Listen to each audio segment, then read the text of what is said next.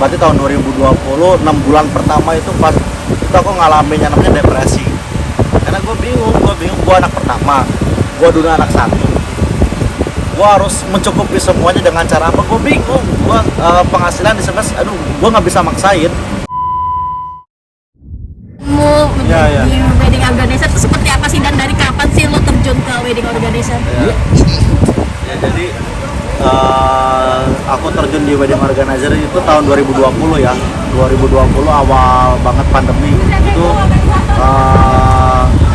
karena basic aku di musik, karena juga di 2020 musik turun drastis ya. Kita bingung juga ngapain, akhirnya ada teman tuh yang ngajak, coba deh sini ikut di WO. Akhirnya aku coba, aku belajar dari situ. Oh ternyata asik juga ya. Tau-taunya aku post di TikTok viral. Gitu sih. Ya gimana reaksinya? Rasanya terkejut ya, banyak banget hujatan gitu, netizen yang emang banyak bilang Reza banting setir, ini Reza smash dan lain-lain.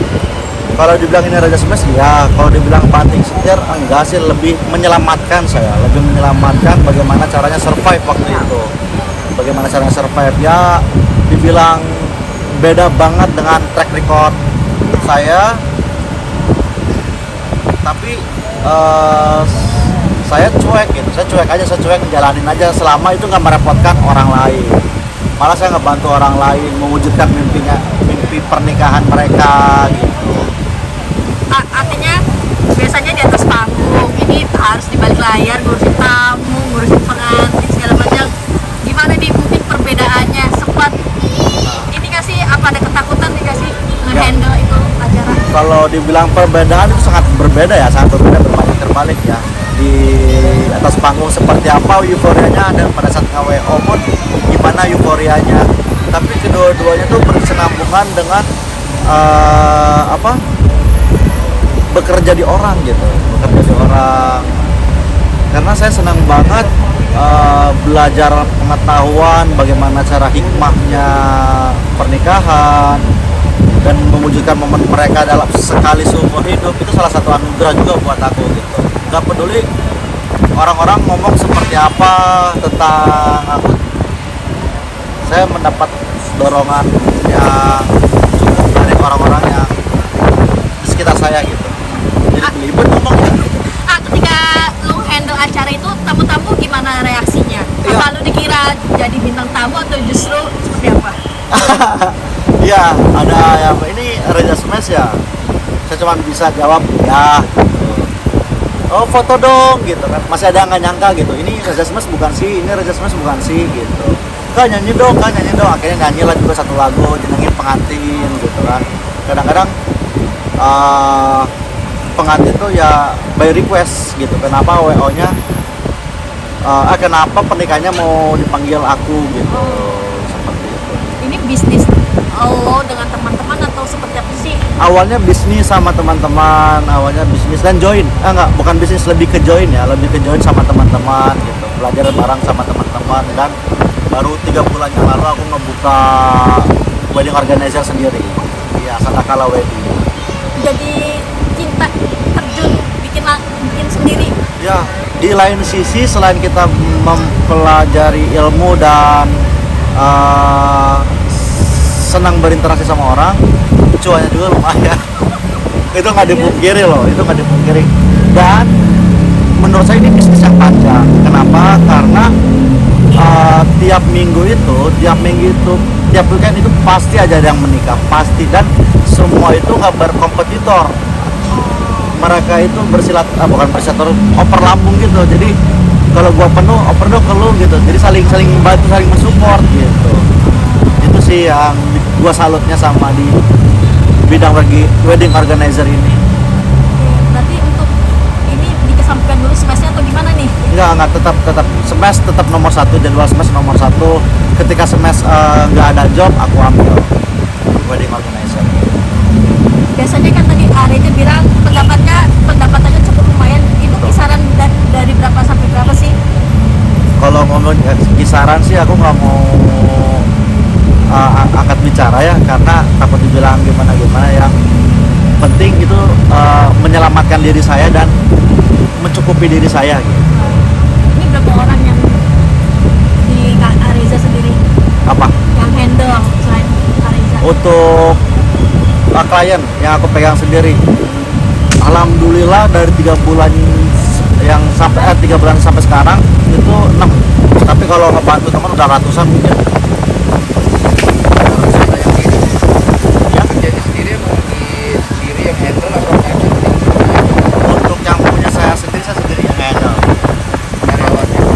Iya, saya nge-hire marketing, nge-hire tim konten dan lain-lain. Sekarang kan konten nomor 1 ya. Apapun promosi harus konten ya. Kita membutuhkan itu sih. Pak, yang menjadi bedanya dengan WO yang lain Oh. Ariza apa? Ganteng-ganteng. Nggak ganteng-ganteng juga, tapi mereka punya skill yang benar. Attitude itu profesionalismenya nomor 1 gitu kalau pakai wedding organizer aku sendiri. Untuk wilayah sendiri Apa? Jabodetabek, wilayah untuk acara itu maksudnya yang Pakai jasa lu apakah seputar Bandung atau bisa keluar kota? Nah, untuk sementara sih aku masih Jabodetabek ya, karena kalau misalnya keluar kota pun itu harus ada akomodasi karena base-nya kita tuh di Bandung. Gitu. Aku juga nggak mau pakai orang asal-asalan, kenapa ya, takut juga hasilnya nggak memuaskan. Itu kan salah satu tanggung jawab yang besar ya, di balik cuannya yang lumayan, tanggung jawabnya juga sangat besar itu. Itu sih yang aku pegang teguh. Ini kan anak-anak SMES nih banyak yang mungkin satu duta seblak, mungkin duta WO segala macam. Ini gimana nih artinya anak-anak SMES? Ya, untungnya anak-anak Smash pun masih saling mensupport di kegiatan selain Smash gitu. Ketika Smash nggak ada, kayak Rafael, Seblak, Viral, aku WO, Bisma main film dan lain-lain, saling mensupport. Nggak ada, Cak, kenapa sih Cak? Cok, lu kenapa saya berseblak? Nggak ada yang kayak gitu. Kita saling mensupport. Bahwa ujung-ujungnya kita ngebantu loh semuanya. Kita ngebantu netizen yang mencibir kita gitu kan. Berarti lu terjun ke WO banyak banget nih Wah, pasiennya. banyak banget. Lu gila aja, lihat aja TikTok aku deh komennya seperti apa. Untungnya masih punya slogan tak peduli ku dibully, omongan lo gue beli. Tapi sempat buat lo down gak sih ketika lo terjun ke bisnis WO? Ya betul, kalau dibilang down, wah itu awal banget. Berarti tahun 2020, 6 bulan pertama itu pas itu aku ngalamin yang namanya depresi. Karena gue bingung, gue anak pertama, gue dulu anak 1. Gue harus mencukupi semuanya dengan cara apa? Gue bingung, gue penghasilan di sebelah, aduh, gue nggak bisa maksain. Gue harus nyelamatin diri gue sendiri nih dengan cara apa? Untung ada pintu rezeki tuh, wedding organizer. Walaupun banyak yang mencibir, banyak yang ini, tapi orang-orang di sekitar yang tahu kondisi gua, yang tahu positifnya gua, selalu mensupport gua. Kebetulan punya pasangan juga mensupport juga gitu.